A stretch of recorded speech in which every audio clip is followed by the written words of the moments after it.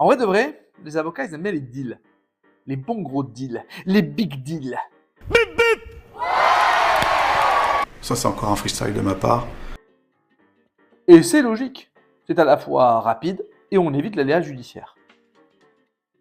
Pas mal. Mais saviez-vous qu'il en existait plusieurs sortes? Bon, le tout premier, rien à dire de particulier, c'est l'accord tout simple.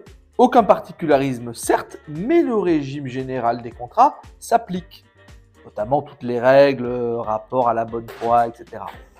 Le deuxième, c'est l'accord homologué. Homologué par qui? Par un juge. Et grosso modo, ce dernier transforme le deal en proto-décision de justice. C'est-à-dire que le juge va le rendre exécutoire.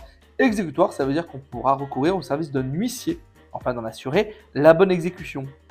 Je viens pour une saisie. Le troisième type d'accord, c'est sensiblement pour obtenir la même chose, mais différemment. Je m'explique. En fait, les avocats vont se contenter d'appuyer la signature de leur client et vont le présenter au greffier en charge auprès du tribunal judiciaire. Et ce dernier va venir apposer la formule exécutoire. C'est la même chose, mais au lieu d'une démarche unilatérale et plus longue, là on a une logique consensuelle et plus rapide. Ça fait le taf. Quatrième type d'accord, mon préféré, la transaction. La marchandise, tu l'as? Oui, je l'ai. C'est-à-dire que les parties vont s'engager à des concessions réciproques et équilibrées. Mais surtout, le jeu de la transaction va empêcher une partie d'agir en justice pour les mêmes faits. Ça vient éteindre toute possibilité d'agir en justice. Et trop souvent, les parties s'attardent sur le contenu même de l'accord, moins sur son cadre.